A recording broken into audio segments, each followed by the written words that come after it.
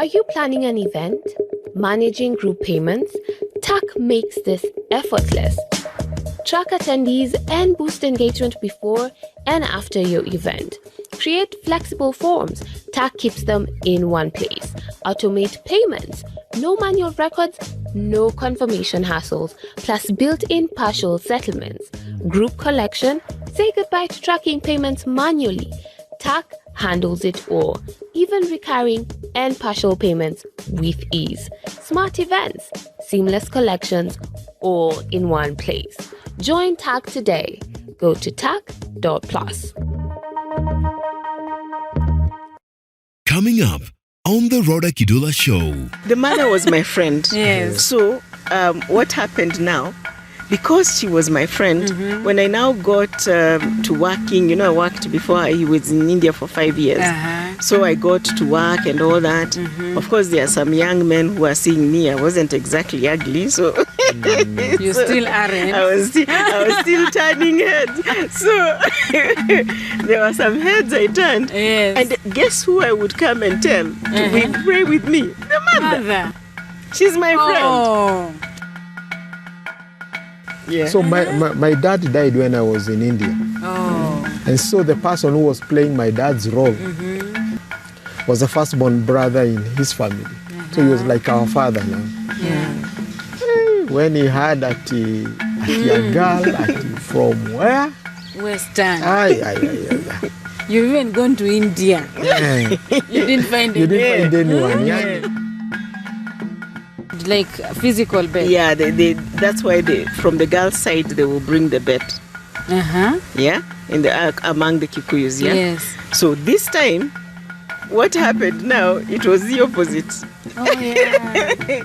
The mother is the one who brought the bed. Was preparing me for Do you advise men to talk?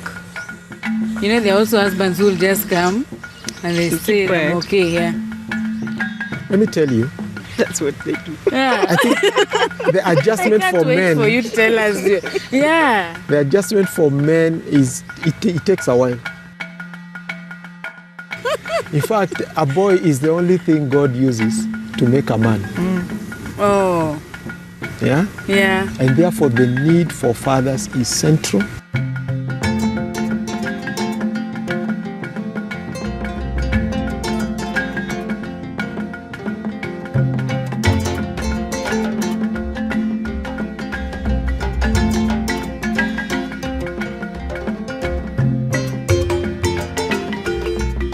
This is the Rodah Kidula Show. Hi everybody and welcome back. This is the Rodah Kidula Show.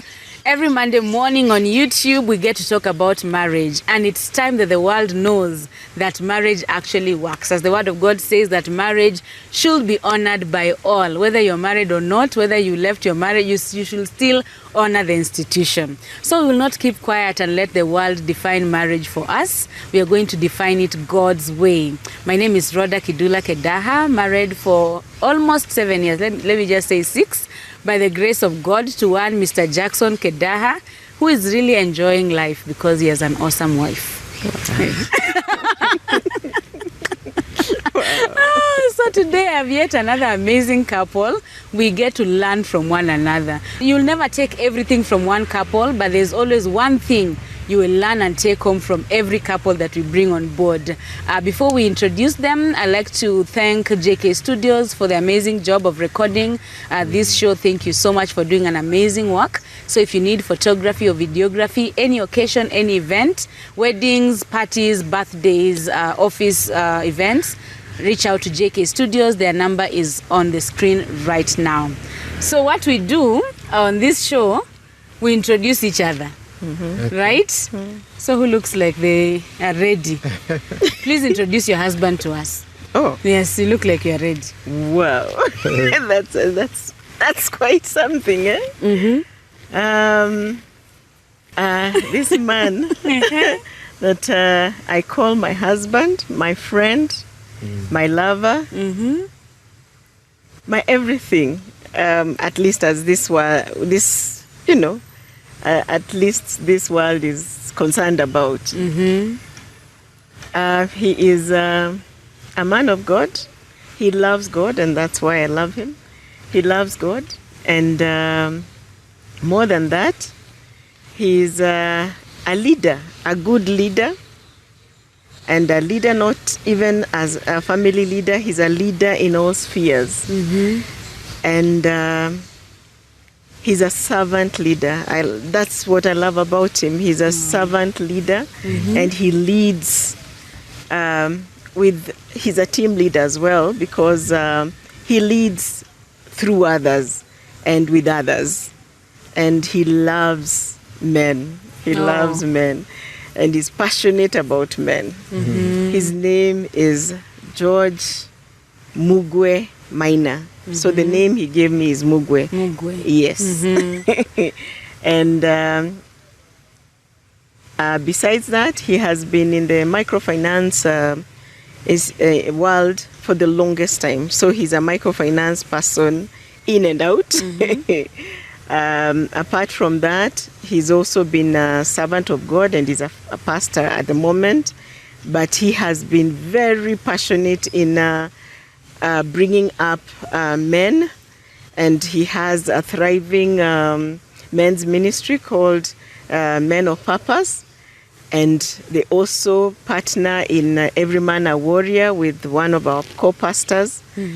And even at his workplace, he just usually used to do things about men. And yeah, he's one of the things why he did that is because the boy child has suffered. And he wanted to call out the boy child back to leadership again. So he has been big on that. And maybe it's for that reason we have 3 boys and 1 girl. Oh, yeah. So, yes. What's his personality? His personality is he's introverted. He's quite introverted. Really? He's quite quiet. So when I got married to him, I was wondering, wow, this man, I thought when we were talking on phone, would have endless talk. Yes. But when I married him, he just went shut up, and I wondered, what's wrong with this man? What have I done? You want stories? The ones we were doing on phone. Yeah. So I realized, I might have been the one doing the stories. Alone. By the way, might have been maybe he was just responding. Yes. Oh. Yeah. Wow. Thank you for introducing your husband. Now it's your turn. The standards have been set. Wow.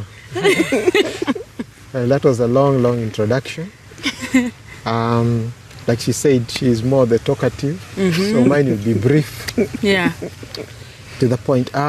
This is my wife, Sheila Mugwe. We've been married now for the last 30 years. Oh. And God has blessed us, like she said, with 4 children. We have 3 boys and 1 girl. Our firstborn is 28. Our second-born is 2 years younger, 26. Then we have a 23-year-old and a 19-year-old. Wow. So basically, approaching the empty nest in the next few years. So Sheila, how do I describe her? Her personality, like she said, she's the extra. Look at her hair. Look at her hair. And yeah, currently she is she's a student doing a PhD in psychology, and that's an area that she has really she's so passionate about, and she thrives in it. We came to know each other many years ago, and perhaps we'll get into that in the course of conversation. And it has been good doing life with her. Wow. For the last 30 years. 30 years. Yeah. Wow. Now tell us, who saw who first? Okay. Oh, it's you. Let's start from the beginning. Yes, from the beginning. I went to school at Jamhuri High School after my primary. I went to Jamhuri High School, and Jamhuri High School by then was an interesting school because we used to do up to Form 6. So Form 5 and 6, for some strange reasons, they allowed girls to come, though it was a boys' school. Oh. And every time we mention that, people have that. Yeah, I know. So she joined Jamhuri. You guys were excited when girls used to come.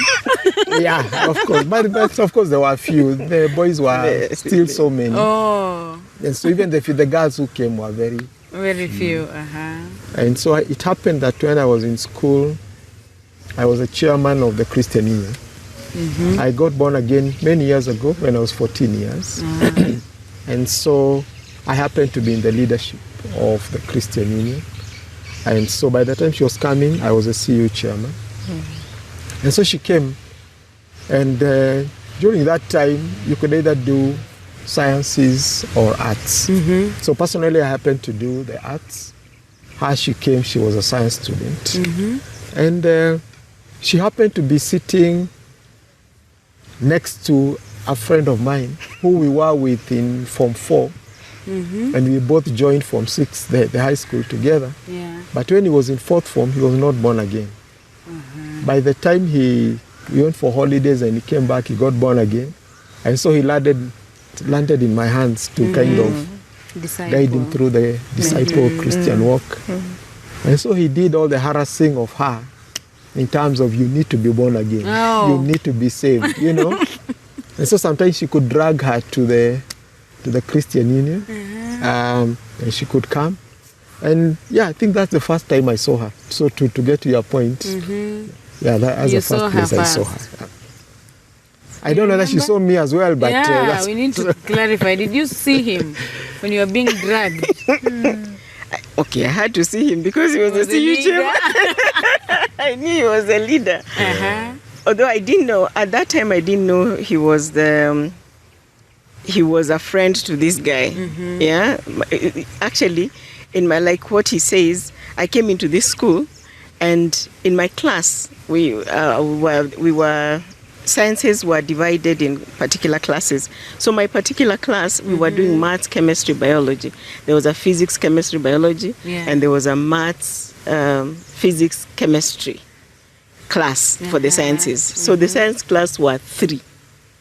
So I was in the MCB class, and in that class we were 34. There were 34 boys and 6 girls. So the 6 girls, we had to sit with the men.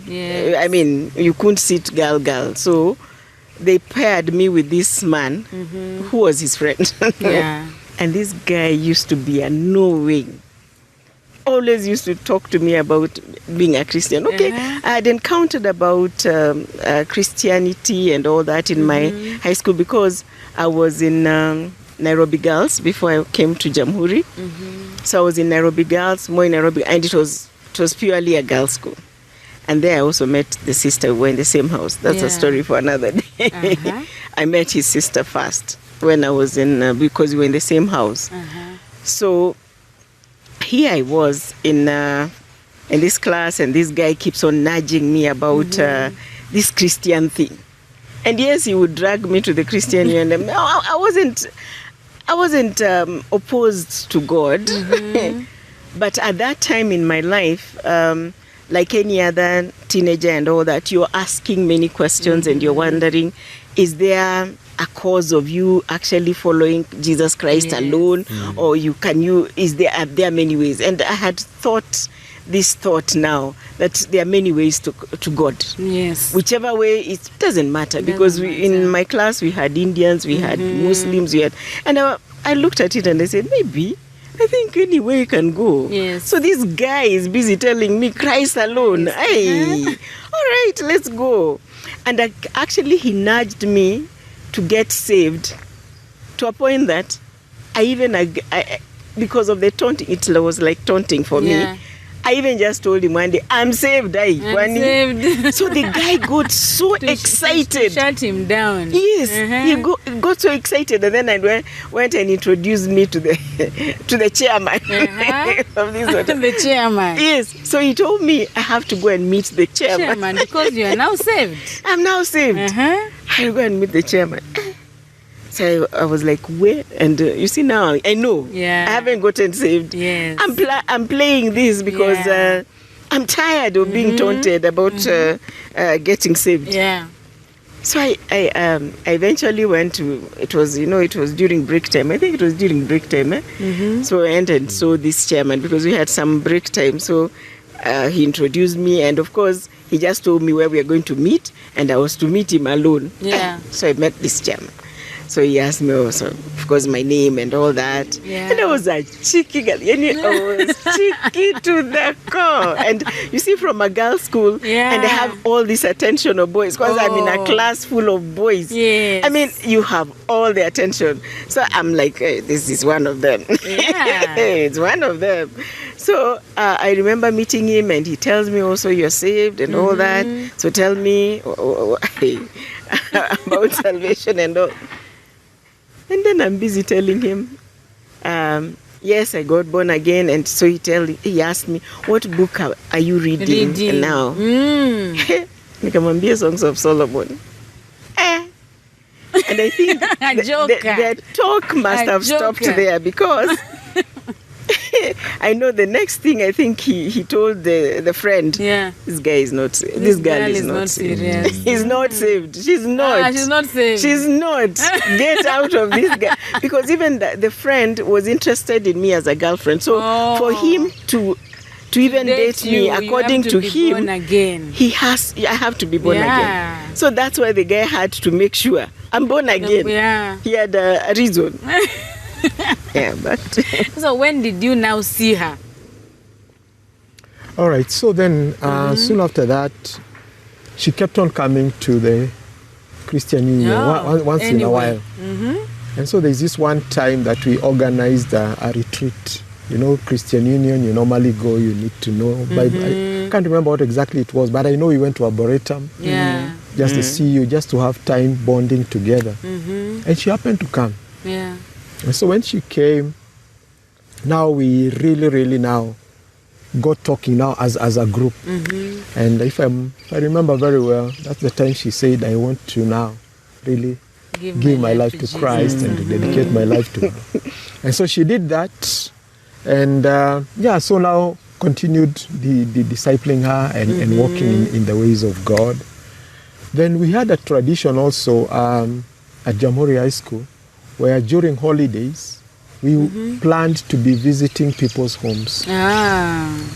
And so you could tell your parents that the CEO is coming. They prepare them, because just wanted to know, where do you come from, the friends that you have. That's a nice culture. And so when they came to my place, my mother had prepared stuff and all that, and we were all there. Then there is a way they kind of just connected with my mom. We gelled. I don't know how. But they really now got tight, and like she has said, she knew my sister earlier. So again, to know that I'm in that family. So the bond started, but there was nothing as such. Soon after that, I finished high school, and I went for my further studies in India.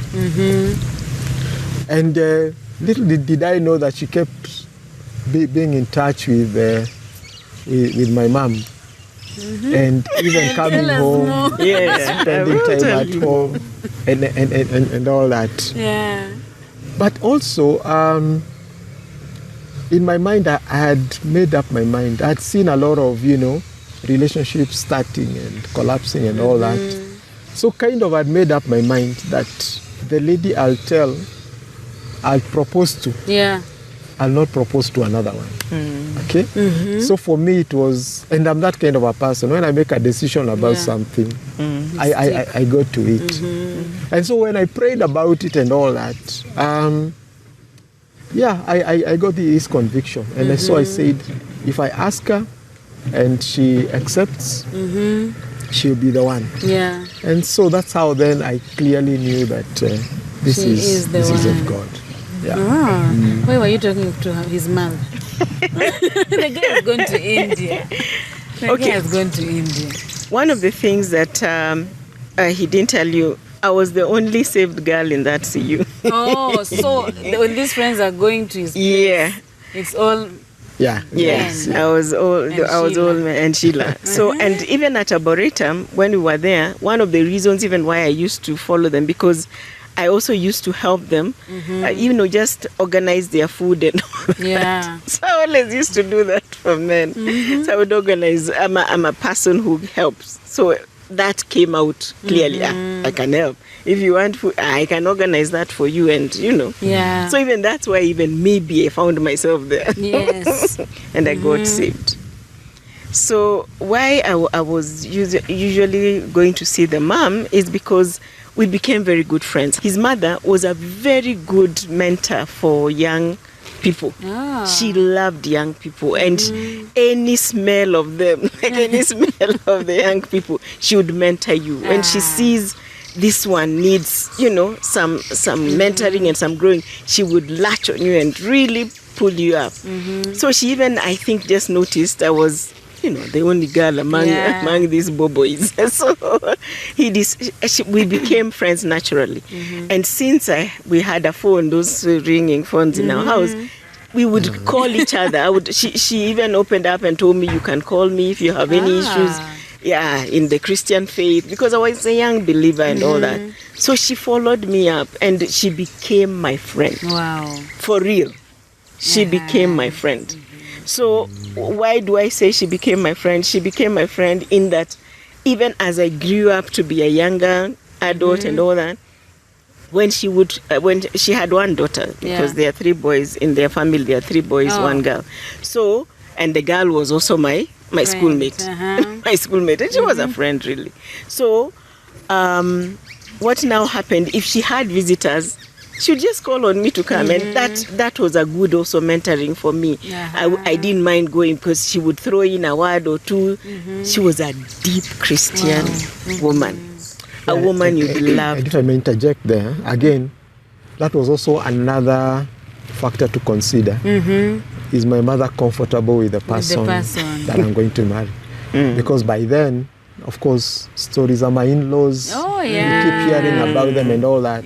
So you don't want to have someone who, again, you'll have challenges. But that was just the beginning. Going forward, and remember, you're talking about 30 years ago. So she is to be introduced to the larger family. I know after I came back from India, now we are planning for the wedding and all that. Oh, she said yes. Yeah, she said yes. Oh, by the way, let me backtrack a bit. No, I have to say the background story. Okay, Sam. Yes.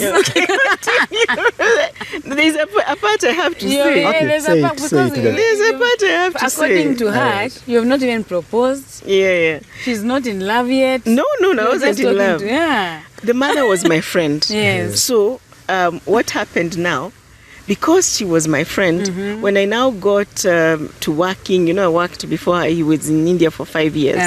So I got to work and all that. Of course, there are some young men who are seeing me. I wasn't exactly ugly, so You still aren't. I was still turning heads. So there were some heads I turned. Yes. And guess who I would come and tell to pray with me? The mother. She's my friend. Oh, that's why Even if those she ones calls need me, work. even if she calls me to go and stay with, she made me. We visited so many of the relatives, even which he doesn't know. With her, because I was her, ni kama nilikuwa mfuko wake. So I don't know why she didn't go with her daughter, but maybe I was available. So we would go, even go and visit his brother, youngest brother who was in school. We would walk with that lady in Moranga, where to go and see, in Moranga throughout. Wow. And she just used to introduce me as, some people would be confused thinking I'm the daughter. So there was just that confusion, but it was okay. She was my friend. I really didn't care what people thought. So you met your mother-in-law. You were friends with your mother-in-law even before he became your husband. She was my friend. So when it came to praying for things like a husband, she was my prayer partner. So she was praying for me until even when he proposed. She prayed with me for him. She was my prayer partner. She didn't just say yes. That's my son. I know. No, she was praying for me because I tell people this. It's an amazing thing, but she divided herself and now took it to pray for me, for this man who has proposed to me. Her son. Yes. And then the interesting thing is, when I told her now the answer is yes. You know, she would be like a girl with me. Yeah. And a mother with me. So what she said, when I told her that I think the answer is yes, I never thought I would marry this man. But because of many issues, I was telling him the age, the what. I wanted a man who is 4 years older, what. And I'm speaking to my mother-in-law. She told me, the age is not really an issue. So let's pray. So when I told her now, finally, I think my answer is yes, and God has proved it in many ways. I prayed, and I knew how to pray now. I knew how God would talk to me through dreams, through many things. And also he had also put a no to the many relationships I had. Those prayers. Bad prayers. Bad prayers. I didn't know what I had done to myself. So they were negated. All of them were negated. So now what happened now, when I said yes, he told me, you don't just tell a man yes quickly like that. She's a girlfriend now. You see, now she's acting like a girlfriend. Yes. Give him 3 months. And you know, we were relating through writing letters, and letters would take time. So he had written a letter. Then he even now wrote a letter. Now he was so stressed. Why aren't you giving me the answer? No. And this your girl. own mother delaying the answer. So if he's serious, give him 3 months. He will wait. Give him 3 months. And we prayed with her for 3 months for the guy to wait. That's sad. Yeah. That is, she's my friend. Yeah, but now I'm putting myself in his shoes. Would you tell your daughter the same thing? To give a man 3 months, yet she knows the answer is yes? I think what she was trying to do, yes, I would do that because of what she taught me. This was her own son. And if she can subject her own son to that, it means if something is of God, it won't break. Yes, it will be. It won't break. Yeah. So no matter time tells, if this is of God, it will hold. Stand, If it's not of God, it will not stand. Yeah. So she taught me how to subject things to test. Now the yes has come. Imagine all that information. Imagine. All right, so the yes came, and like you said, I'm still in India. So we are communicating through letters. There were no emails, there were no WhatsApps, there were no whatever. All right. You are still in India by the time you're asking her out? Yeah. I'm still in India, but now almost clearing my master's degree. Okay. Again, like I told you, once I make a decision, I move with it. So I came back from India, and of course by then now people already know the airport. Those days the whole village used to come. For you, yeah. You see, at the airport. So even her coming was already part of the family. Yeah. So then immediately we start saying, look, sometime next year we want to get married. Oh. Okay. But now that's when the challenges started coming. Because until now, although now things are easing up, tribal thing was still an issue. All right? So here I am from Central Province, and in our family there was nobody who had ever married. Nobody. Outside. You are from Central? Yeah. And you? From Western. And you look at them, it's like opposite, right? I was expecting the opposite. I know. Then I remembered mine now. That always comes up. Yeah. So my dad died when I was in India. Oh. And so the person who was playing my dad's role was the firstborn brother in his family. So he was like our father now. Yeah. When he heard that a young girl from where? Western. Aye.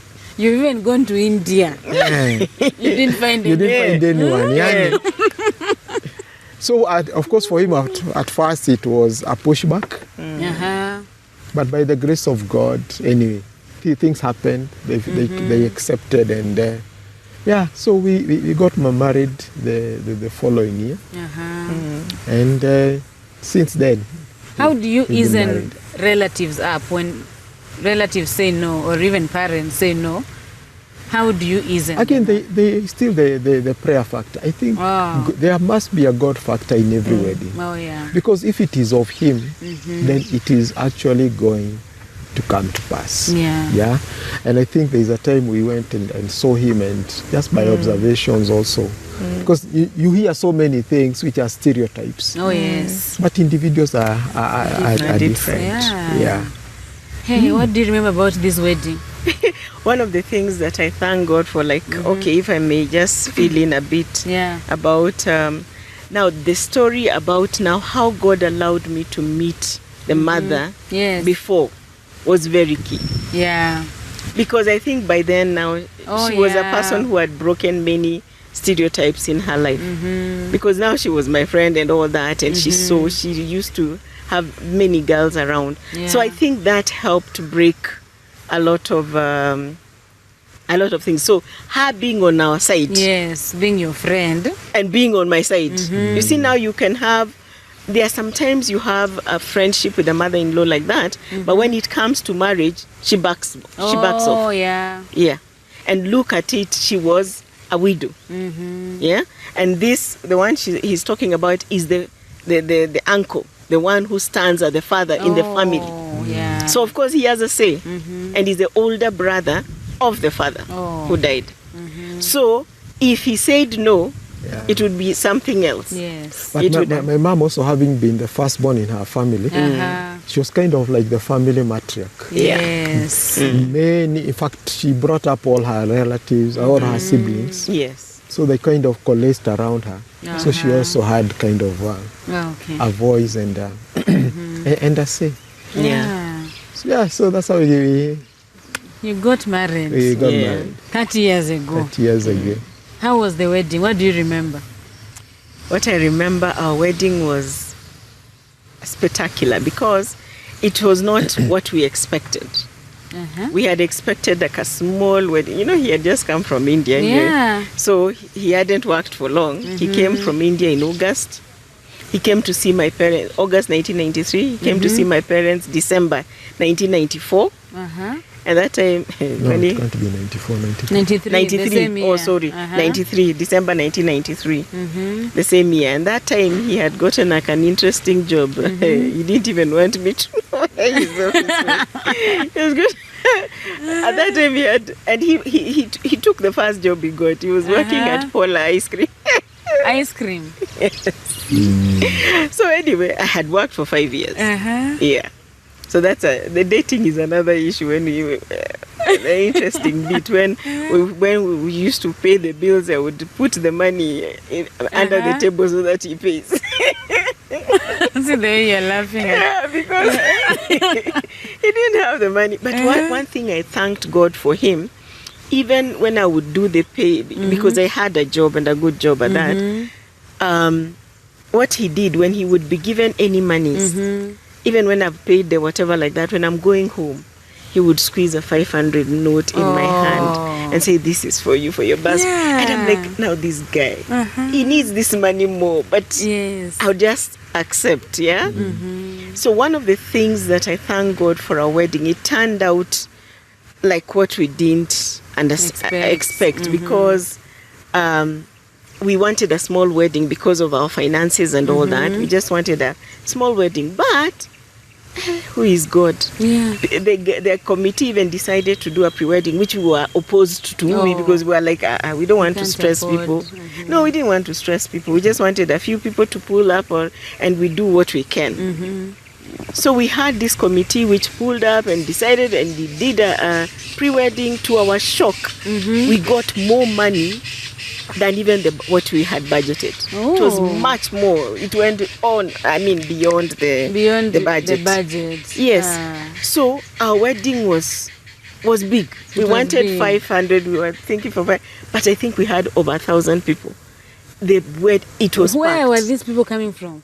Okay, my mother-in-law was of course a minister, so there was that. I was from Crisco Church, so we had quite a number of even pastors I had 5 pastors from Crisco Church come in because I was in the choir, and of course I had been around. So Crisco Church was also big, so People came from there, and people came, and then our families. Yes. Yeah. Oh, those are many people. So we had quite, and then of course our friends, maybe people from the Christian people we know. Yeah. So what surprised us was, like that time when you have a wedding, usually you will have like during Jesus, the wedding, the miracle he did at the wedding. Our wedding had food until the end. Not only food, even sodas. Until the end. Until the end of the wedding. Sodas were still there because people would replenish. There's a woman who just felt, let me just take her. That time the women just used to make the food. Yes. She just decided to make a whole sufuria of pilau and just come and add in the wedding. Another man just decided to buy the sodas. So there was nothing ran out. Wow. Nothing ran out. Wow, God's favor. Yeah, we saw God's favor. Wow, that's good. I am so excited that she remembers. Now let's start living together. First year of marriage, how was it? Well, first year of marriage, interesting. She's already laughing. I had never lived out of my parents' home. Yes. So I came out of my parents' home straight Being to live with a stranger. Of course, the only time I lived alone was when I was away in India, but now back at home. So we start life, and like she said, I was barely starting in my employment and all that. So it's not like even we had a lot of money. Yeah. In fact, even when we went for the honeymoon, we had to cut it short. Oh. So that then MPESA badala ya ishe. Let's go back. Let's go and back. Start life. And start life. Yeah. I mean, after all, we shall be together all through. Because I know sometimes people really make a big deal out of the honeymoon and all that, and you finish all the money and you forget there is a home to live. So the other miracle that God performed was that the house we entered in, we had nothing. The only thing I had bought was a stool, 4 stools and a table. So everything that we got, There's a bed. we got from the wedding. No, there was no bed. Nothing. Mattress. There was just a table and 4 stools. So everything. And I bought him curtains, at least to cover the shame. Women always start with curtains, so that no matter what, you won't see. We are covered.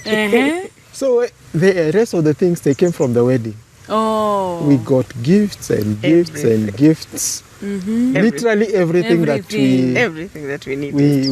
We needed. And so again, another big miracle from there. Yeah, so staying with her. So how was the first year? Well, I don't know whether I can remember all the details, but of course a lot of adjustments to be done here and there.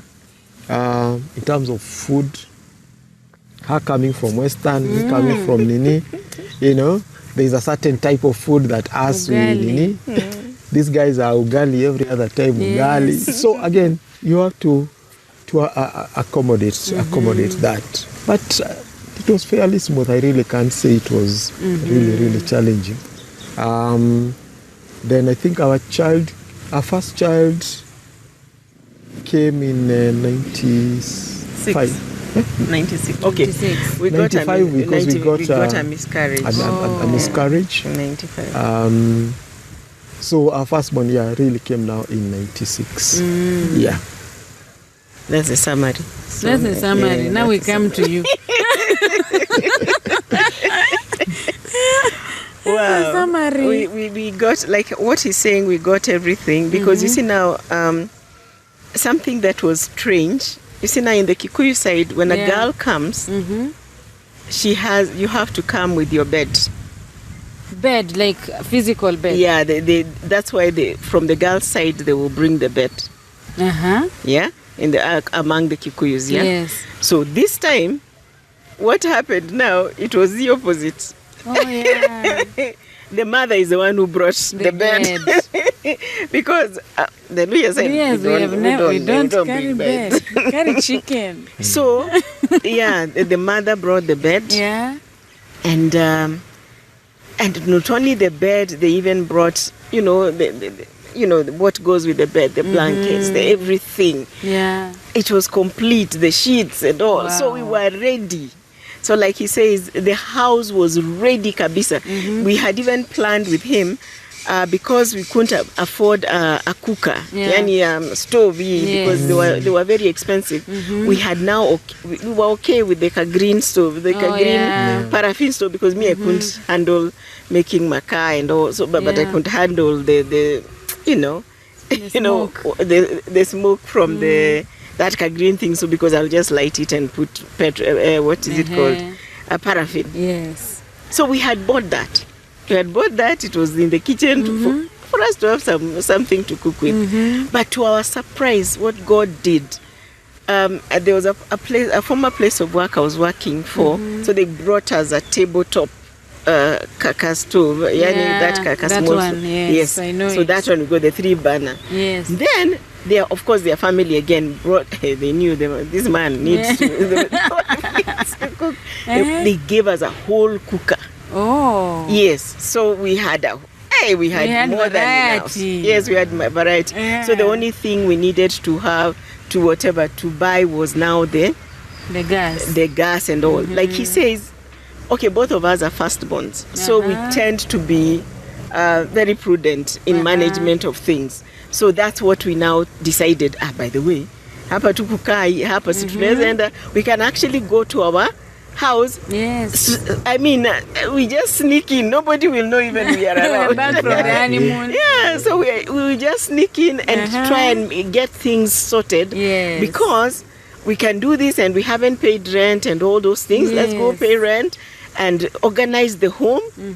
And so we spent about 3 days in our honeymoon and all that. That was nice. Yeah, we cut it short because we were being logical. Yeah. So we came back to settle our home. And sometimes I think that's something people can borrow, yes. Yeah. Because sometimes you go and have a splashy honeymoon and come back and have a hard landing. You have rent, you have many things. The house needs, you need to buy things for the house and all that. So you just start on debts. Yes. That is a prayer I was praying.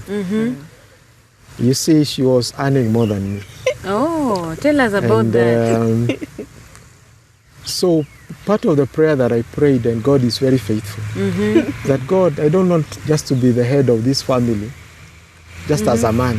Yeah. But even financially. Yes, you want to be the head. I want to be the head. Yes. And I want to be provider. And so it happened that in where I used to work, I think in a period of about 2 years, there was an opening that came, and they needed a branch manager.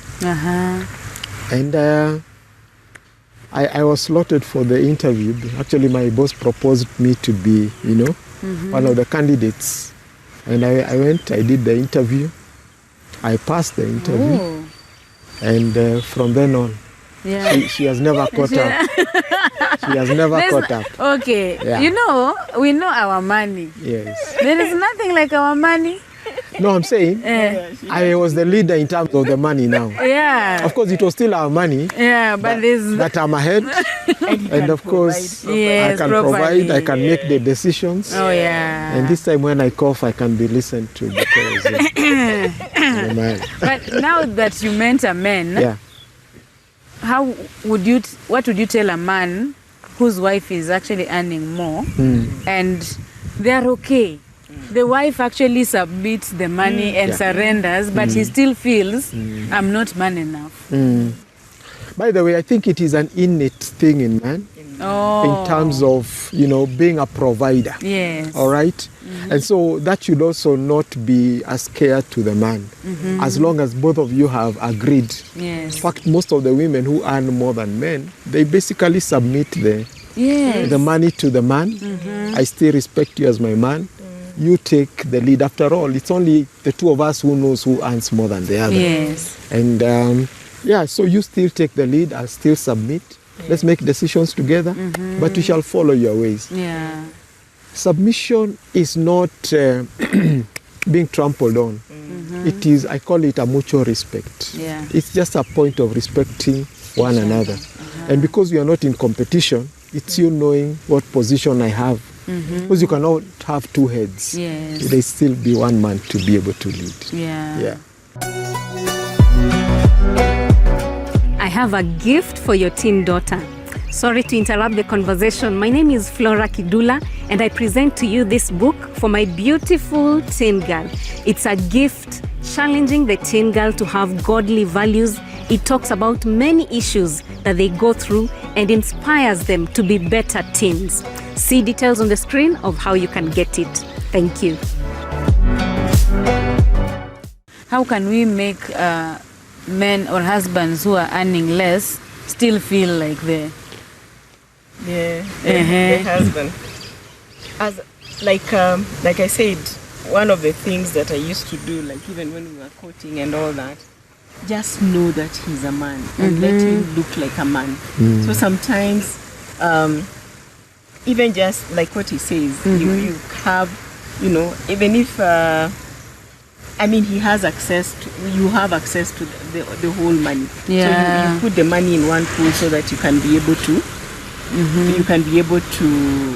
take care of things. Yes. Or you can even decide, if you don't put it in a pool, this one can do that and the other one can do the things they are able to do. Yes. So that the man is responsible for something. He feels, I'm the one who does A, B, C, D. And he looks at it and he feels, yes, I'm responsible because of what I get. Sometimes, again, when a man doesn't feel my money does anything, he can actually feel belittled by what you're doing.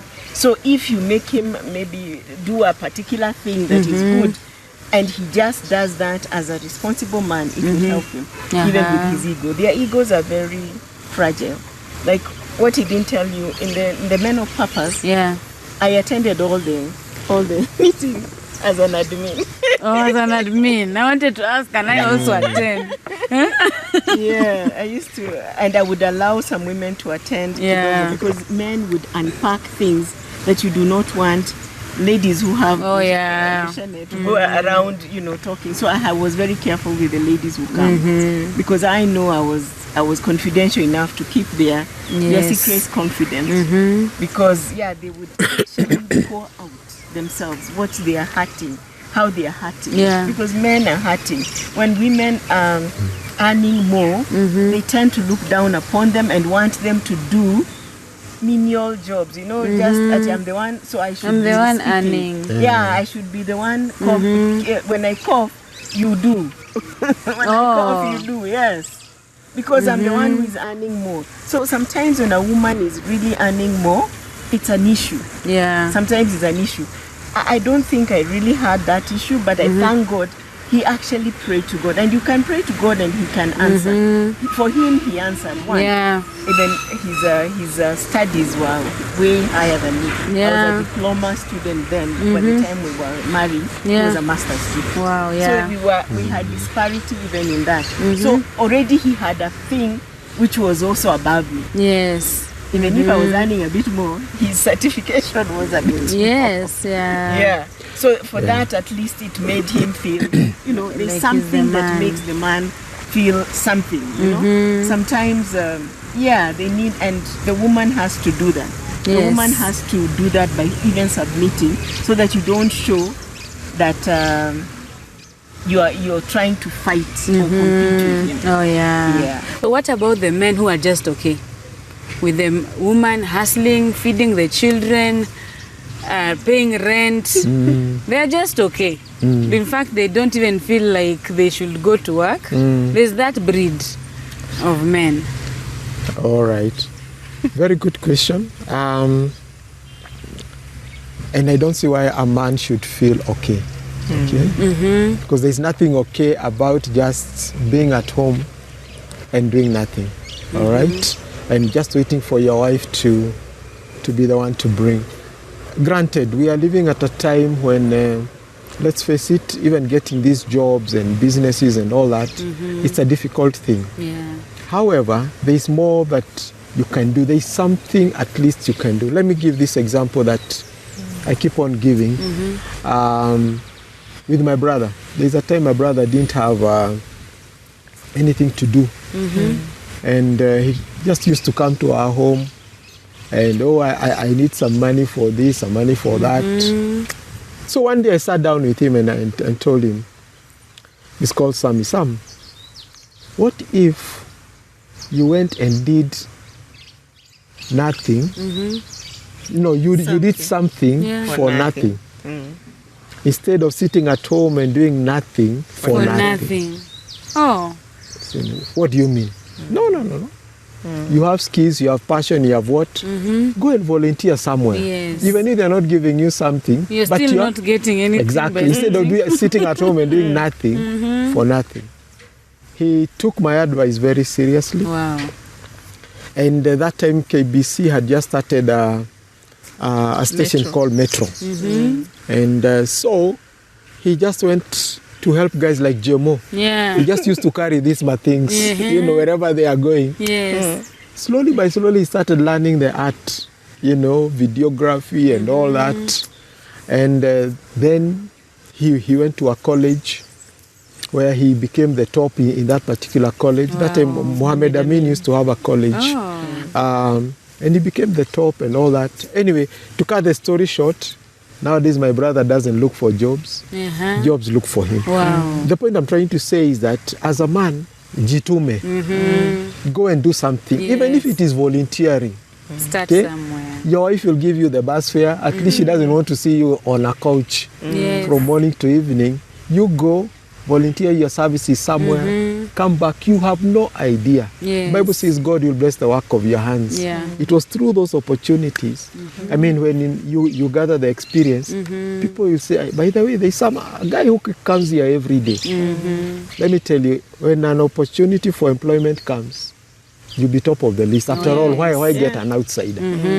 He's always here. And which company does not want free jobs? Oh, you want to come in? Yeah. You come in. Free manpower. Yeah. So I encourage the men not just to sit idle. Yeah, do Even something. the Bible does not encourage that. Says you should not eat. Yeah, you can't eat if you... And it's also bad for the woman. You know what a woman wants is more than anything in a marriage is leadership. Oh, yes. So if you just sit there, what leadership are you doing? You see now, when a woman sits at home, she will take care of the home and make sure everything is okay. But when a woman is bringing money home, most of the time you'll find that man just seated. He won't do the won't chores. Do the dishes. He won't do the chores. He will not. You will come back. You're so tired. Yes. You will have to do the dishes because you're the woman. Because you're the woman. So when is that changing though? It's changing a bit. There's those men who are deciding if my woman is bringing the money and so far I'm not whatever, at least I can get these things done. And they are so good. They even make the home and all that. And one of the things that I think I heard this from Miles Monroe, who said, the work is for the man. Even that housework and all that. Yeah. It's a man's job. God gave the man every work. We're just supposed to give birth, feel the pain. woman was a helpmeet. Although the woman being a helpmeet, as Monroe would put it, is embedded with everything a man needs. So there is this super person who is your helpmate who has to submit to you. Yes. It's a very interesting thing that God did. She's a very powerful tool, yet she's supposed to submit to you. So you have to show the leadership. Angalau, show that leadership. That's why he's very passionate about men taking their leadership role. Not just sitting there and being served and being given everything and you do nothing. You just play. They even play games. They even now do. And then now they even now get into porn and all that because you have so much idle time. Because like the saying goes, an idle mind is a devil's workshop. So even if you're a believer, if you're saying you're just praying there, every time unaomba hapo na kuna msichana wa kazi hapo, every time unamuona tu hapo unamuona utapita naye. And they are even deliberate. They will even do some things to be deliberate. Now there's also a woman who does nothing and expects the man, maybe he's overwhelmed, maybe he does manual jobs, but the woman has set standards. She wants her hair done. She's not doing anything. She says you are the man. And some of the young men nowadays fear even getting married, because even during dating, once you just ask a woman out, the woman now knows my rent will be paid by him.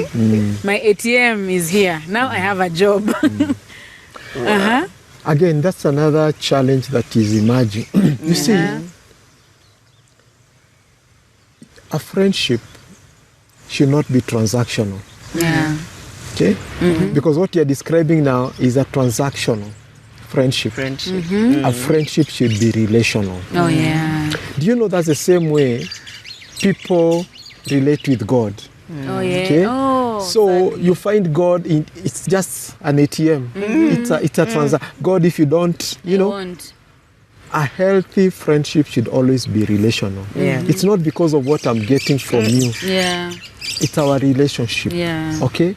Because a marriage is supposed to be complementary. I have my weaknesses, you have your strengths. How do I cover? How do I complement what you don't have? All right?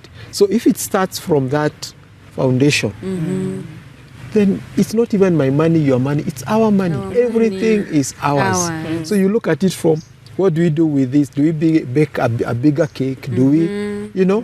So if then you have a girlfriend like that, then that's a transactional thing. Yes. And you know, with transactions, if the money is not available, then the wedding is gone. By the way, it Part ends. of the vows you take for richer, for poorer, for better, for worse, you get. Because then it's a relation. It's not what I'm getting from you. It's how can we thrive in our friendship. Yeah. Yeah, when a woman is not doing her job is also an issue. Yeah. Because one of the things that the Bible encourages us as women, Proverbs 31 woman, you build. Yeah. We are builders, and what does a builder do? Does a lot of work. Yeah. To build is not an easy issue, and you start with the foundation, like he's saying. So for you to start from the foundation, building and making that sure that home is balanced, you're supposed to make sure everything is okay. If there's no food in that home, you must get a way of getting food. And you as a woman is wise. You can multiply what you are given. That is what women do. Even if you are given 200 shillings, a wise woman would know how to multiply it. She can even start doing a small business even where she is.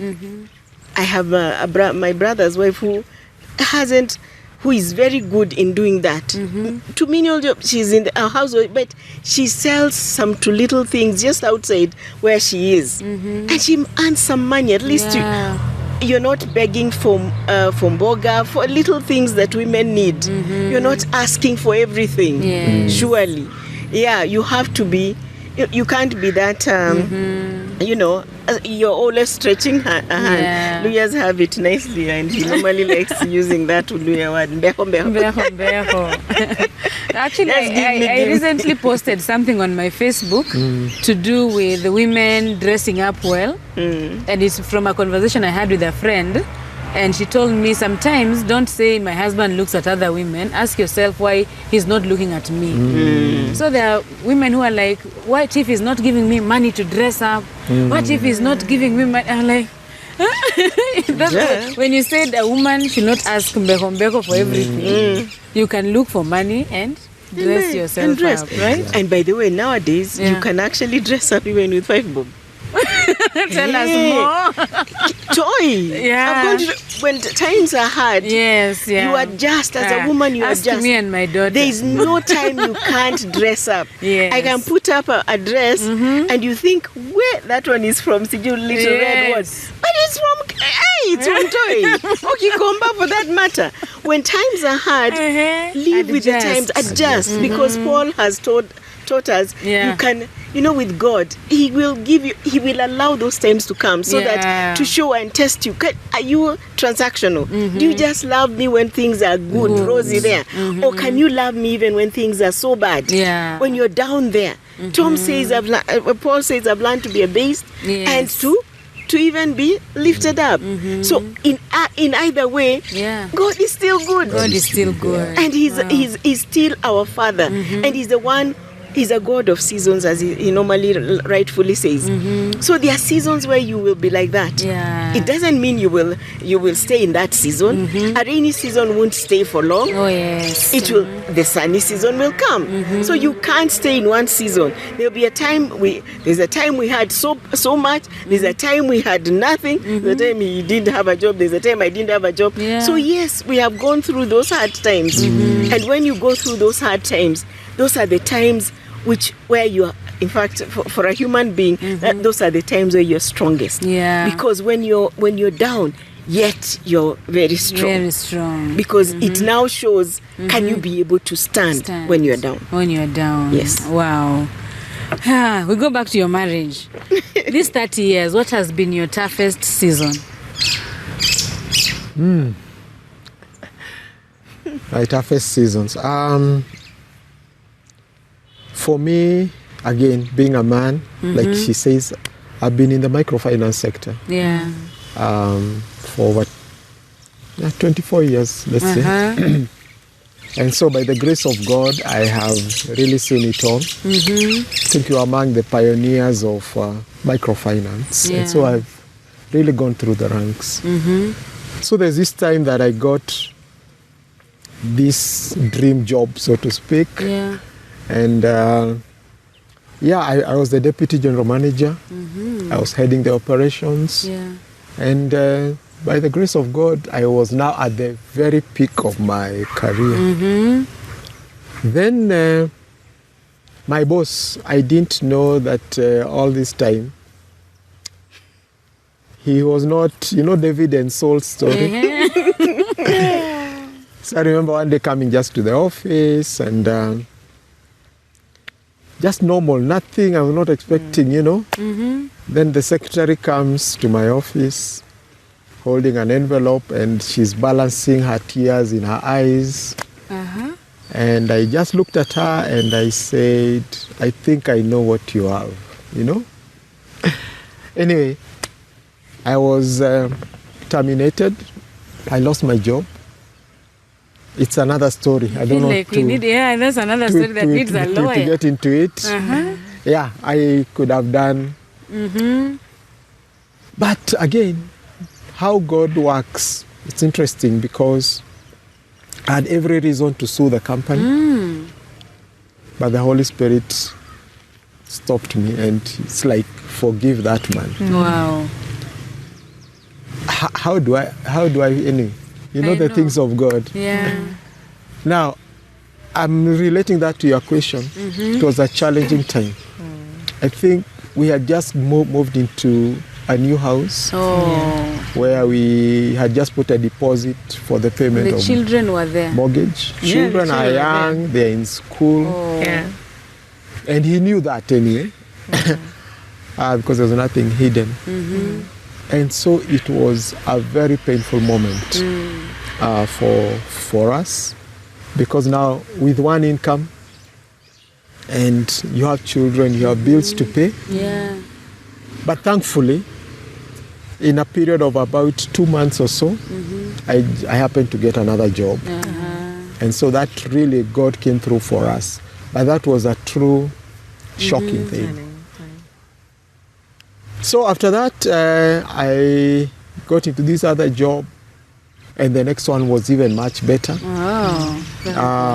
Then I moved from there now to another job, where now I was the CEO of that particular. This God. That's why I can't find you.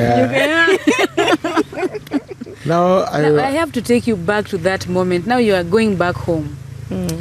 As a wife, sometimes, women, we want to vent and someone to side with us. And sometimes, even from my own experience, when my husband goes through such, I feel like, how do I? Exactly. What do I say? Do you want tea? Lawyers, we always go to food. Will food make things better? How do you comfort a man who has even lost a job or is just having a tough season? Again, it's one thing to lose a job where you have been given a notice Yeah. that in another 3 months the company is retrenching, nini, okay? Psychologically you're prepared. Yeah. This one was just abrupt. Abrupt.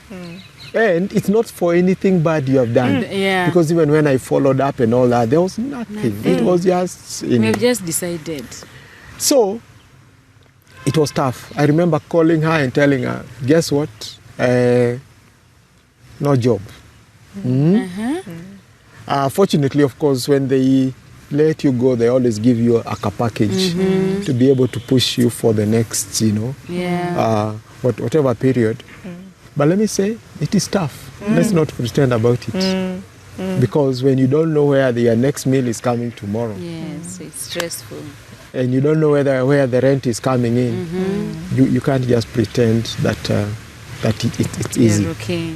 Again, that's where now the aspect of having an understanding wife comes in. And that's where, again, the adjustments come. Because by then, at least she was working. So we could be able to push for that particular period. But God came through. A job I had applied in May of that year, they never responded until That time. until that particular time. And maybe if they responded when you were in that office, She would have Exactly. taken it. She would Exactly. have. God's way. So So God's do ways. you want a hug? Do you want food? I think at that time you just need to be understood. Understood.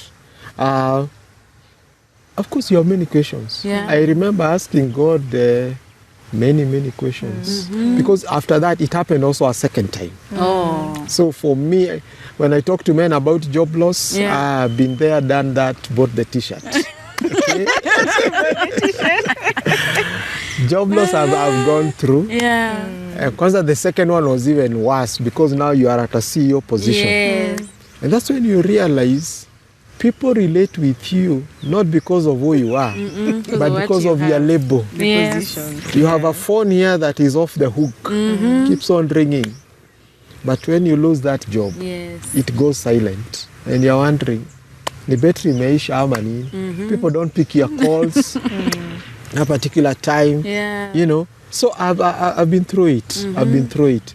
But that's where God also becomes your anchor. Yeah. You can hold on to this God. Yeah. And He's able to come through for you. Because God knows the end from the beginning. He knew it is going to happen. And He was preparing you. He was preparing you for Do you advise men to talk? You know, there are also husbands who will just come and they say, quiet. I'm okay, yeah. Let me tell you, That's what they do. Yeah. I think the adjustment I for can't wait men, for you to tell us. Yeah. the adjustment for men is, it takes a while. I know, I have heard of some men who lost jobs. They never told their wives. But every morning they will still go to town, hang around and come back home. Because that process, you know, It's hard. It's You hard to for a man. adjust. To adjust It's hard it. for a man to adjust. We are different. you know, women very are, different. Yeah. for a man, it takes a while because we are logical. Okay? Why did it happen? How did it happen?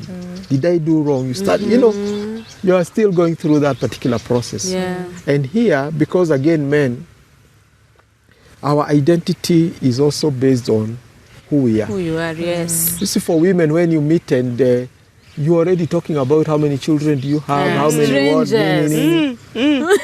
For a man, hey Jemo, how are you? Good. My name is so and so. The next question is, what do you do? Yes. It is never about marriage, you married? children, what. So a man's identity is what I do. Yeah. Now, if I was a banker and now I don't have a job, Yeah. so how do you introduce myself? Am I an ex-banker? Am I, you know? So your identity is on what you do So what that's you a big thing for a man. Okay? That's why many of them get into depression and all that. So again, we try to help men. Your identity is in Christ. It's not in what you do. Yeah. You are a human being first before you are a human doing. Yeah. Because we identify ourselves with our doing Yes. instead of our being. Your side of the story. The man comes in. Okay, one of the things that he said, let me pick up from what he said, that he called me. Yeah. You see that he called me. He didn't wait. Yes, he called until you. whatever. Now, one of the things about marriage, which I always say, you have to be friends. Yeah. The whatever the foundation of marriage, you have to be a friend. Yes. If I wasn't close to this man, He wouldn't tell you. he wouldn't tell me. And if he felt that I would, it's like our relationship is transactional. He won't come and tell me because he knows. This one will live. I'm on my own. Yes. If he has always felt like that, you love me because of what I give you. Yeah. And I'm in this, I'm giving you so that you love me. It's that way. Yeah. So one of the things that we have been friends. So we have gone through each other from the time we were in high school. We were just good friends. So we have seen the good and ugly of both of us. Yeah. We have seen the good and ugly of either side. Yeah. So it's easy for him, and he used to come even the time I used to go to his place. He also used to come to my home, and they used to watch football with my dad. Yeah. And that's why it was easy for even him to come and to be introduced in my home, because he used to watch football and his side was AFC. He used to support AFC. How? So it was very easy for him to have bonga points with my dad. Yeah. So being friends is a very good foundational aspect in a relationship, in marriage. So that when and we keep on, we talk as friends. Yes. You see now, how is your day? How is your time? But we talk. Every minute, and we would talk. Yeah. So it was easy for me to find out how is he, or he would tell me, Kimeumana, you know. So of course I had to even come early, let's talk. Yes. I think where did we go? We went somewhere, we sat. Yeah, we went, we sat, we talked, I poured out my heart. Yeah. The talking. The talking really helps. Really helps. Yeah. Anyway, that's just one of the most challenging times. But of course there are many other down the road. Yeah. Yes. And one of the one of the things about even that time that he hadn't told you, he had actually enrolled in a university. So I was in a university. We are paying mortgage. Yes. The children are now in school. One of our sons was in school at that time. 2001. Yeah, two of them. Yeah. The girl had just been the third born. The fourth born wasn't there. The third born had been born. So we had all those. That is 2002. Yeah. So it's August. So I had just enrolled. I had actually now just started school. and here he is telling me this. So I'm wondering, okay, what do we tighten? What happens with our whatever, with our paying mortgage? We had moved to a house, our own house now. We are paying mortgage. And of course, friends had told us this mortgage thing doesn't work. And here we are now. Yes. In it, so you can't even go to those friends because they told you.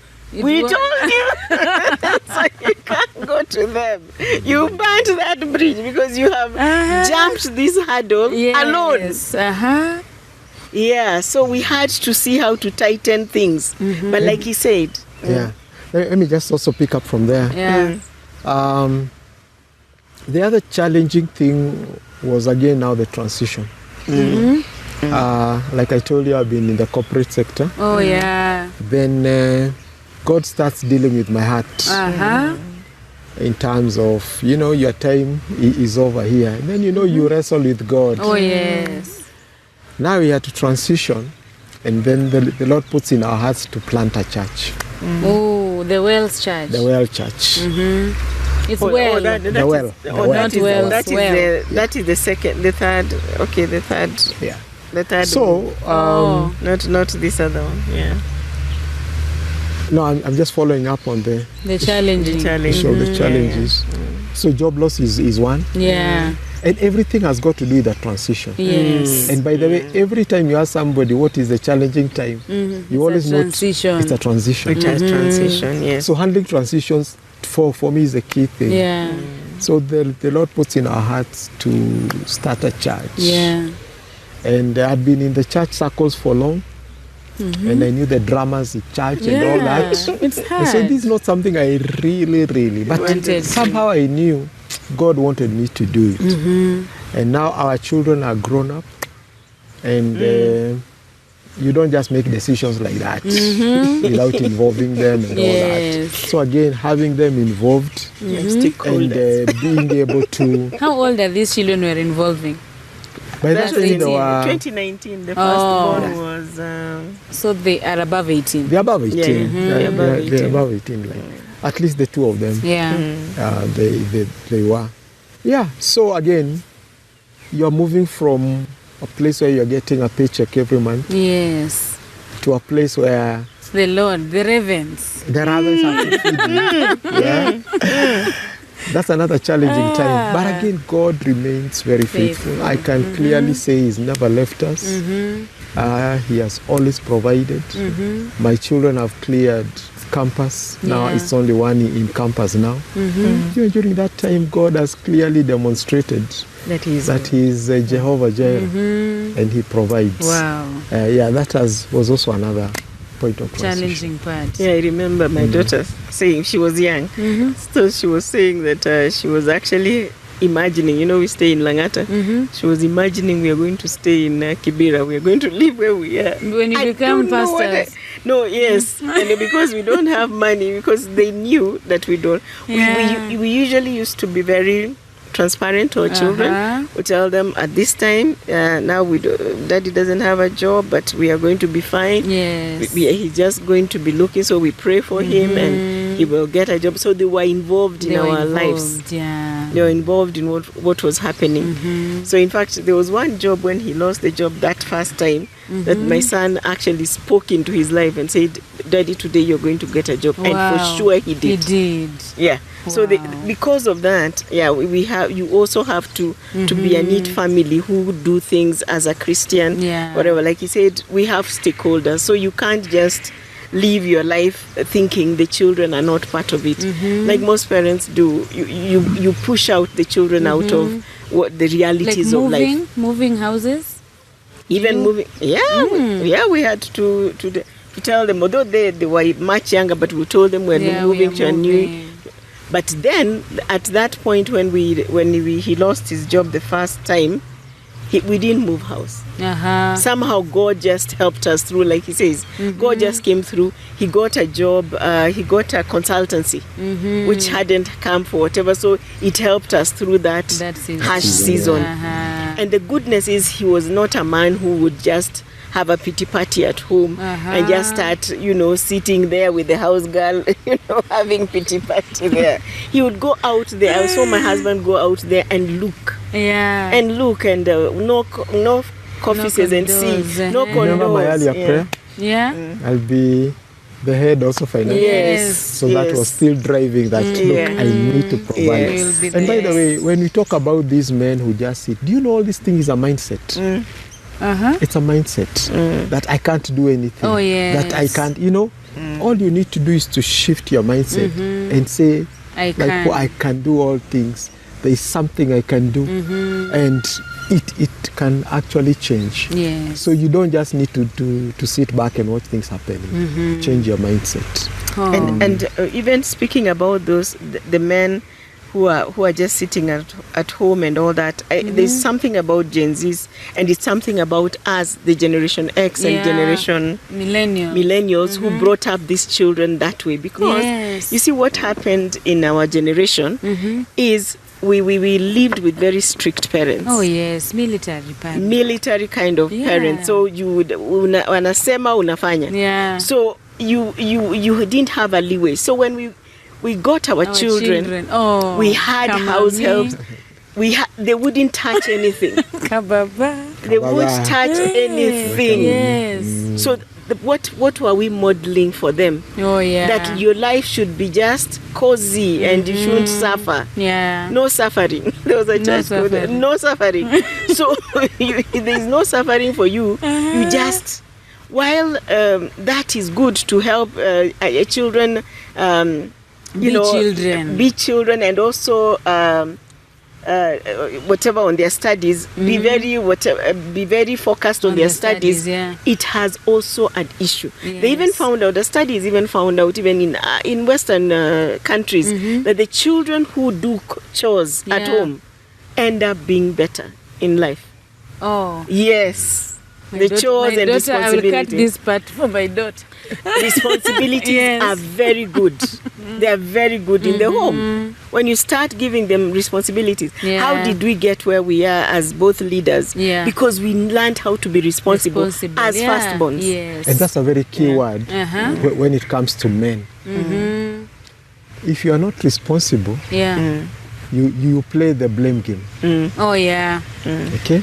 Because responsibility means that it has happened. I take ownership. I take responsibility. Yes. That's where Adam failed. Yes. Okay?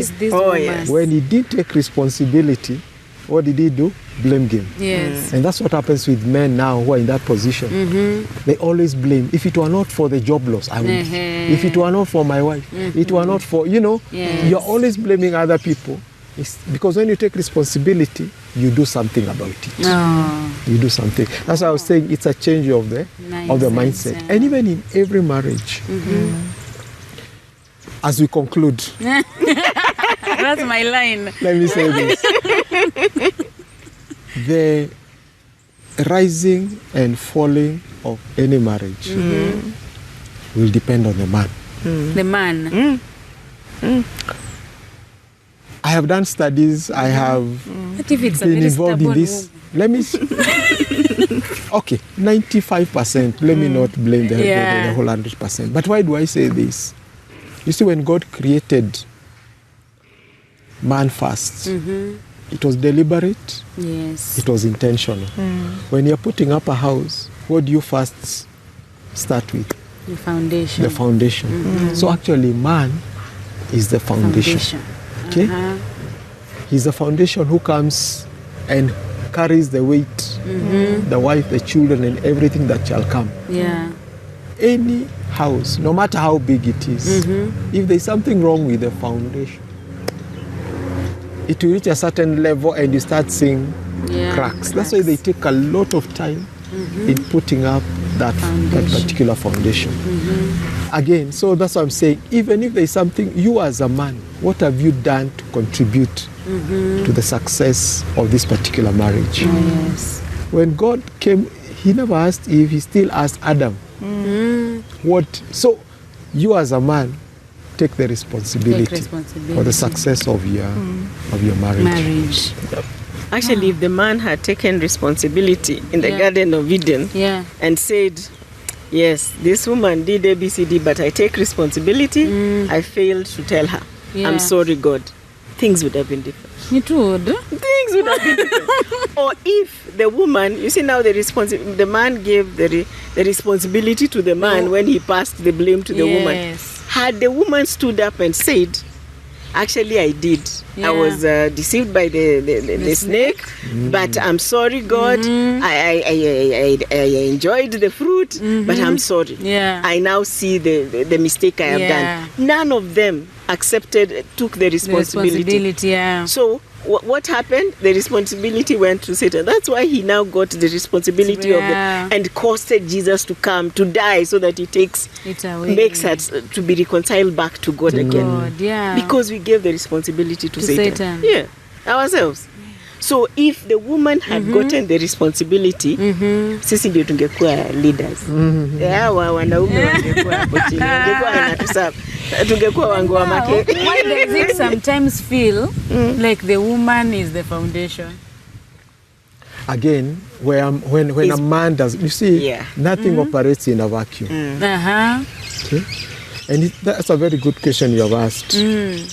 Because if there is any epidemic that is happening in our country right now, it's called fatherlessness. Oh, yeah. Kenya has one of the highest rates of fatherlessness in Africa. Studies have shown that about 50%, is it 43% or around there, of the households in Kenya are led by a woman. Where? Because of the lack of a father or an absentee father. You have no idea how many children are looking for their fathers. So a father is a very central role in the coming up of families because he's the head, he's the leader. And so when people get engaged in this casual, careless sex and children are born, that's the whole generation that really you have put in danger. So why do women look responsible? It's because the father figure is missing. There is a vacuum there. And there is something a mother will never do because she has never been a father. Telling me that. You can't raise a man. You can't. In fact, a boy is the only thing God uses to make a man. Oh.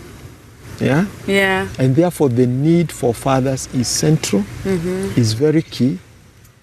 Interestingly, let me just share this. I normally pose this question to the men. How many prisons do you know in Kenya? Men prisons. And they quote all of them. Shimolatewa, Kamiti, what. How many women prisons do you know? They all say Langata. Langata is the only women prison, women only. Of course, there are other women prisons, but those ones are mixed. You find men. Langata is the only one exclusively for women. But now the strange thing, in these men's prisons, because you have done some studies, 70 to 75% of those men grew up without a father or an absentee father. So you can see even the societal aspect is affected by lack of fathers. You go to Mathare Mental Hospital. The ratio between men and women there is almost 90 to 10%. 10% women, 90% men. Again, a majority of these men have grown up without a father. So my emphasis is it's not just a marriage. As a father, you are shaping the foundation of not one, not two, not three, but 4 generations down the line. That is the impact you have as a father in that particular home that you have. Actually, taking it up from there, about what he talked about Mathare. Of course, he introduced me as I did clinical psychology. So in my thesis, I did something on divorce, and how it causes, whether it causes men to end up in Mathare. And that was a causative. Because most of them, there's even one man when I was doing my data collection, he's there because he was just saying, I just need to know my father. I just need him to know that I exist. So the biggest trauma you can ever give a child is a father wound. A father, an absentee father. Yes. And they even say, with the studies which I did, they even say father-led homes are more successful than mother-led homes. And of course, there are fewer, but father-led homes are more successful. Yes. And you know, so part of the problem is also the women. When I get pregnant, then there is an elevation of single mothers. I even met some single ladies who are telling me, I'll just get a baby. I see single mothers thriving. And then you block the father. And you don't remember the father's role. Because a child, when they reach adolescence, according to what we know as psychologists, they start looking for their identity. They need to know who their father is. And most of them at Mathare will now try to fill that void with what? Most of what I found as the biggest problem they have was drug-induced psychosis. They take drugs until they get off. Mentally off, because they're just trying to push that void, because when a father is not present, there's nobody to model fatherhood to this man. You will never find any father anywhere to model what a man is, including simple things like, how will a woman show a man how to pee in the toilet? Hey, There is a woman. that's my who- story. Yes, there was a woman who actually taught a man to actually be sitting, and when by the time the husband came to find out, hey, you sit on the toilet. You're talking about Hey. me. I bought a potty for my son. My husband is telling me, wait, because my firstborn is a girl. So I thought now, to teach him how to susu, we need a potty. It wasn't looking right. And interesting enough, when it comes to especially the boy child, Yeah. I don't know that you have ever thought of this, Roda, that the identity of a boy in terms of leadership Yeah. between age 0 and perhaps up to about teenage is a woman. Oh, You see, this boy is born in a hospital, yes. all right? And chances are the midwife is a woman, and there are nurses all around. Oh, yes. So what type of voice is that child hearing all along? Female voice. Soprano, female voice.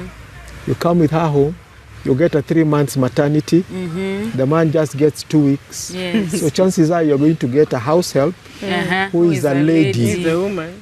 All right? So you're modeling the leadership he sees Is a lady. is a lady. And especially now if there is no father. Yeah. All right?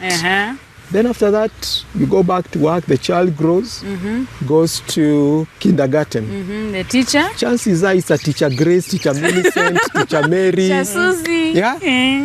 By the way. Goes to the lower class. From standard 1 to standard 4, you hardly find male teachers. Even Yeah. Sunday school teachers. Goes to Sunday school, It's the same BBS, story. it is women. This boy, chances are, will find a male teacher in standard 7. Yes. Actually, standard 7, Standard 6. 8, ama. Some even from 1 is when Yes. they're Allah. Kumbe they are men They are who are men Teachers, who are yeah. teachers. Then there are some schools with only female teachers, including the headmistress. Or the ratio is 9 to 1. If this boy comes home and doesn't find a man, Yeah. then he knows this is a female-dominated world. Well, When you go to the salon, you take the boy with you. Yes. So the boy is braiding the hair as well. The boy is applying lipstick and, you know. and putting earrings. Yes. So we are feminizing The our men. boys unknowingly Where? because of the lack of the father. Yeah. And so that's why as men of purpose, one of the things we focus on is for you being there as a man. Present. A present. And by father. the way, to be a father does not necessarily mean a biological father. Oh, yes. Fatherhood is not biological. You can adopt, you can say, I will walk with you as your Yeah. dad, you know, and much more connect them. And by the way, it also then affects your relationship with God, because Kama is the image of a A father. father, God. How do I call God Father? God, and I've never, my earthly fathers And I've never seen, and I've gone through all this. So I really want to emphasize, in a marriage, fatherhood is key. is key. Be present as a father. Be involved. Be engaged. We grew up with fathers who were never there for us for various reasons. Alienda kuhaso town, Yeah. left you at the village, etc. But that was then. This Let's is change that now. now You can be and make a deliberate. difference. Yeah. And be deliberate. Okay. Be intentional. And even in your for those ladies who have had whatever, had their those, they just got their babies and all Yes. that because of their own Reasons, issues. Yeah. Get the father of that. That child will need to know the father. father. At least accord them that, because that is what we are dealing with What in of the men prisons. who ran away? Even the men who run away, the child just needs to know the Just father. to know. Yeah, just know this is my father. You see, the father gives identity. Oh, Identity. Yeah, identity. Yeah. Yeah? Yeah. I mean, why would Barack Obama, a whole US president, Come to Kenya. Come to to Kogelo to know where my roots are? Yeah. There's something There is about so, you and so and much your closure. roots. Yes. Yeah. Yes. Then you Yeah. bring it to identity is very key. Yes. And it's only a father who can give the identity to the children Wow. And also bless, by the way. It's only a father who blesses. Otherwise, and blessing as well. I otherwise, bless my children every day. yeah, you do. But the one given the blessing to bless there's just that fatherly blessing that is key to everyone. Wow. And that's why Jacob's mother would have blessed him. If there is nothing wrong with the mother's blessing, I can bless. And by the way, most men who have, because the biggest issue I also find with men is their relationship with their dad. Oh, yes. Oh. Many of them, like she said, have the father wound. And once you deal with that, I have seen men who have gone and reconciled with their fathers, apologized and all that. Yeah. Things just started opening up for them. These jobs you're talking about, because of the fatherly blessing. Yeah. It's powerful. Wow. So he has basically been deliberate to be with the children. Yes. Now you're raising young adults. Maybe you can finalize by just telling us one trick in parenting. One trick. You've raised them from newborns. Now they're young adults. Like you can be okay with them living in the morning. Oh yes. Yeah, you have to be okay. I think for me, and it's something that is not so obvious. Of course, prayer is key. Yeah. But secondly, just trust them. And I know it's a difficult thing. How do I trust at 14-year-old, or nowadays even let's say 15-year-old, and 18-year-old? Yes. They go to Sarit Center to hang out. Yes. I trust them. But Trust them in the sense, can I call you and find out where you are? Okay? Are you free for me to know your friends? Are we, you get what I'm saying? So it's like, I'm delegating that responsibility to you. I'm actually putting you on this. Will you be back by this time? Yeah. You've earned my trust. Can I get to know your friends, what they are doing? You have earned my trust. Yeah. You are developing it. But it's all going to be based on this one thing called trust. And that's why it's good to also know your children's friends. We allowed them to bring their children. You have to know. You have to be interested to know their friends. Yeah. Who are these people who hang around? My daughter, because she's the only daughter, I had to go a notch higher. That even she would call her, when she was in high school, I would go among a pack of girls. So I'm the only one there. They are chatting everything. But you're learning to know who are these friends of my daughter. What is this that she really values? Yes. Yeah, because you have instilled values, yes, but they will be tested. When they reach teenage, they will be tested. Do I really need to be a Christian? Why can't I be a Muslim? Why can't I be a Hindu? An atheist. Must I be pure? Yeah. All those things will be tested when they reach teenage. So how has been your foundation with them? But at any one point, you can correct that. But having said at that, any point. things can go wrong. So let's not assume you're living again in a dicey world, in a utopia world. Things can still go wrong. Yes. But have you ever thought of this? Even God's #1 project went wrong. What went wrong? One project. Adam and Eve. Adam and Eve. See, he failed. And he did all he could. Yes. Because when all is said and done, you have a free will. Me, I'll bring you up in the ways of the Lord. After that, you have to make your own decisions. Because you can't. So I will not blame you as a parent that look at your children. If you did what you did, the rest, your part. They are accountable. Kwanza wakifika 18, now they are responsible to God, not just to you. They have got to make up their decisions. So again, don't hit yourself so hard. What didn't I do? Because I've seen parents doing that. Me, I've done my bit. After that, you are accountable to God as well. How do you allow them to face their consequences? Because I've also seen parents who keep rescuing, especially sons. The time they're supposed to go for prison, you go bribe, you bring home. The time they're supposed to face some consequences, you are there to in the name of in the name of protecting them. Wanasema mtoto akililia wembe umpe. It's good to suffer consequences. Let him suffer. Because then how will they ever learn? And they're not going to be totally dependent on you. So if it has to be, especially to do with the law, don't bribe. Okay? perhaps you can go and apologize to the police. There are times my sons have been arrested or rather stopped by cops. Yeah. I'm going to the cop station. Yeah. Kijana alipeleka gari bila license. Nini. Okay? So I go there, unajua vijana wa siku hizi vile wako. But also that you are speaking to him indirectly. Yeah. And next time he's not going to do that. Yeah. And he sees there is a father I can depend on. So it's a balancing thing again. So that you don't look like when I'm in danger, you leave me. Just to know that he can back on you. You will be there for him. You'll be there for him even through that. The consequences. Even through the consequences. Because like God says in Psalm 91, He will be with us in trouble. And He will deliver us. He won't just leave you there. He will be with you. And He will deliver you. And help you. And even honor you. Yes.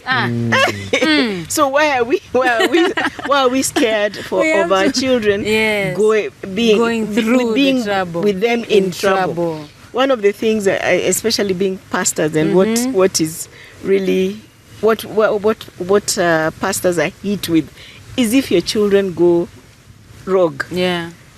Look at it. How can you be a pastor and your children? But the child is not a pastor. I normally tell the pastors, the child is not a pastor. You're the pastor.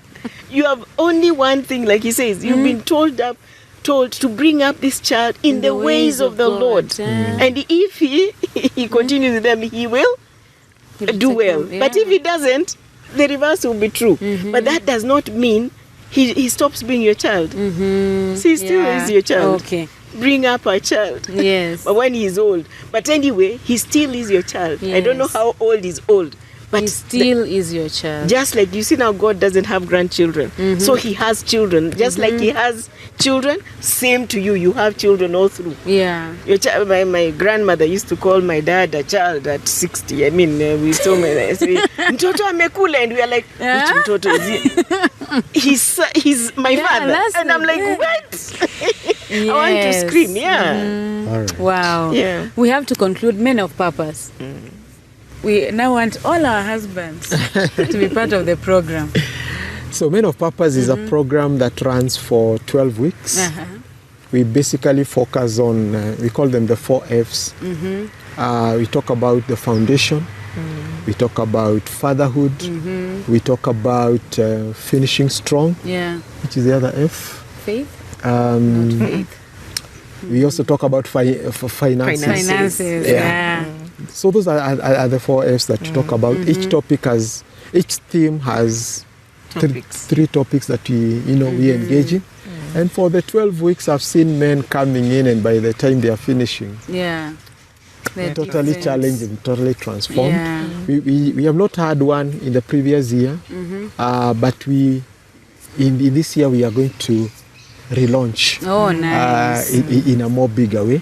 So watch that space. Okay. Yeah. You let me know so that I tell all the women I know. Yes. Our husbands are going to bring them. Thank you so much for coming. Thank you for your time and the wisdom. I think I now want to just listen to you the whole day. Thank you so much. May God continue blessing you. Where is the Well Church? The Well Church is on Langata. We meet at the Western Hotel from 10 a.m. every Sunday. Every Sunday. You'll find us there. We've been there for the last 5 years. Wow. And we bless the Lord for what He's doing. Okay, thank you so much. Amen. So if you've been looking for a church and you're in Langata, your search has come to an end. Wow. Thank you so much. You'll also share contacts that I can put if anyone wants more information about the church or the Men of Purpose. May God bless you. May the Lord increase you. Amen. And may He continue covering your marriage. Thank you. Hoping to be invited for the 50th anniversary. Oh, yes. Yes. 20 years. Well, just 20 years to come. Thank you so much. Thank you for watching as well. What have you learned? We'd love to know. Let us know in the comment section. If you haven't subscribed, this is your time to now subscribe. See you next time. Bye.